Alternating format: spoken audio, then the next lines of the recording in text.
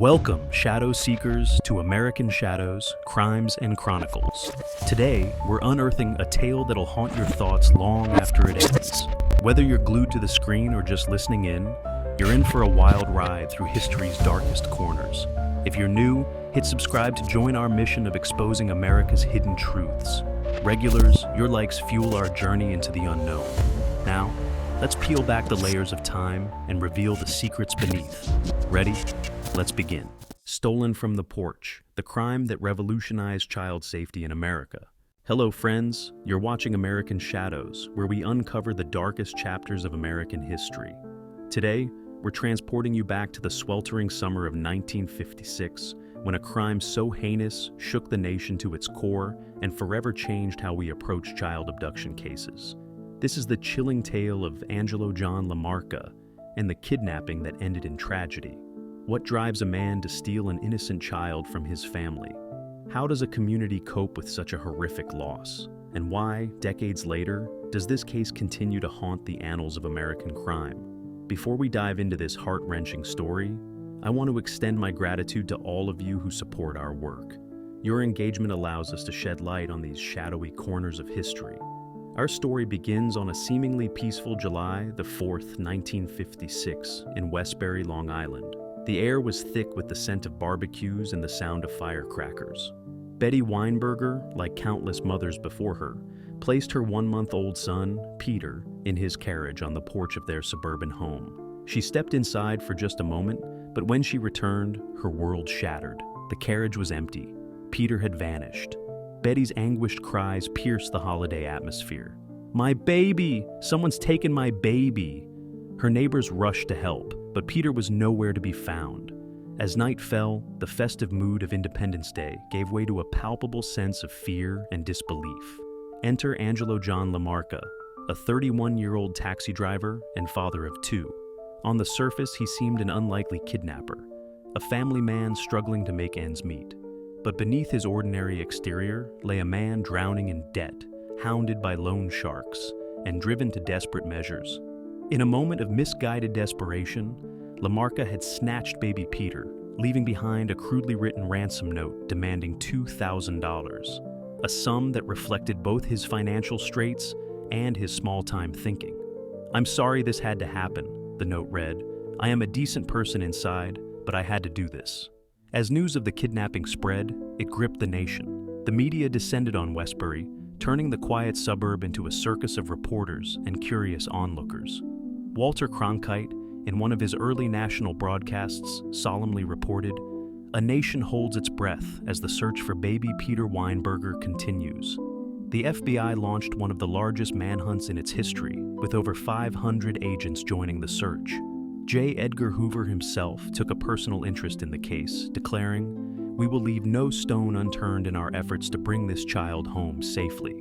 The Weinbergers, following instructions, attempted to deliver the ransom money. Morris Weinberger, Peter's father, later recalled the agonizing wait. "Every car that passed, every shadow that moved, we thought it might be him coming for the money, coming to give us back our son." But confusion and fear led to delays, and LaMarca never showed up to collect. Panicked by the intense police presence and media coverage, he made a fateful decision that would haunt him forever. He abandoned baby Peter in a thicket off the Northern State Parkway, where the infant tragically died from exposure within hours. Days turned into weeks, and hope began to fade. The Weinbergers appeared on national television, pleading for their son's safe return. Betty Weinberger, her voice trembling, addressed the kidnapper directly. "Please, if you're listening, just leave him somewhere safe. We won't press charges. We just want our baby back." America held its breath, praying for a miracle. Churches across the country held vigils for Peter's safe return.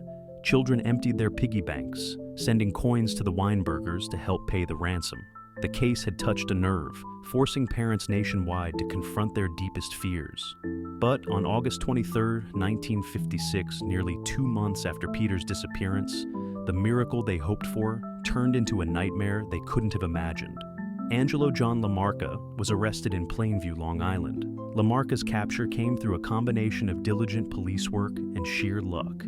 FBI agents had traced the ransom note to a gas station near LaMarca's home, where he had purchased paper and pencil. A sharp-eyed attendant recognized Lamarca's handwriting from a publicized copy of the note. "I couldn't believe it," the attendant later said. "To think he was right here in our community all along." During interrogation, Lamarca confessed to the kidnapping, but his revelation brought no relief, only horror. He led police to Peter's makeshift grave, where the infant's body was recovered, confirming the Weinbergers and the nation's worst fears. The nation mourned.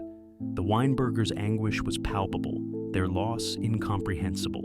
Morris Weinberger, in a heart-wrenching statement, said, "No parent should ever have to bury their child.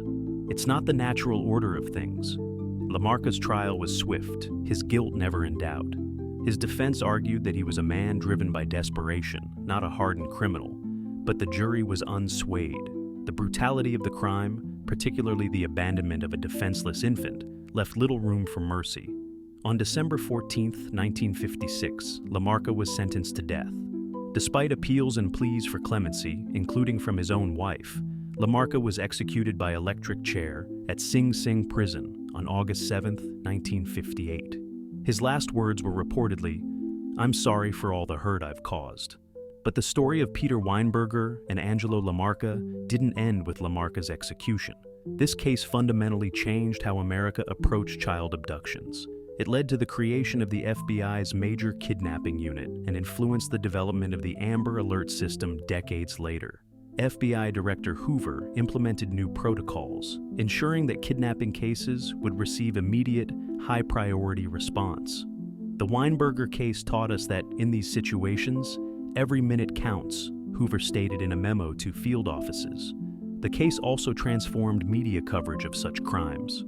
The wall-to-wall reporting on Peter's kidnapping set a new standard for how missing children cases were publicized, paving the way for the milk carton campaigns of the 1980s and today's instant Amber Alerts. The Weinbergers, though devastated, channeled their grief into advocacy. They worked tirelessly with lawmakers to improve child protection laws. "If we can save even one child from what happened to our Peter," Betty Weinberger said, "then his death will not have been in vain." As we reflect on this tragic tale, we're left with profound questions. How do we balance the need for justice with understanding the desperation that drives some to commit heinous acts? How has our approach to child safety evolved since the 1950s? And in our modern age of instant communication, how might this case have unfolded differently? This is American Shadows, where we peer into the darker corners of our nation's past. Until next time, remember that even the most tragic stories can lead to positive change. The legacy of Peter Weinberger lives on in every child saved by the systems his loss helped create. Stay vigilant, stay compassionate, and keep watching American Shadows. In understanding our past, we shape a safer future for all.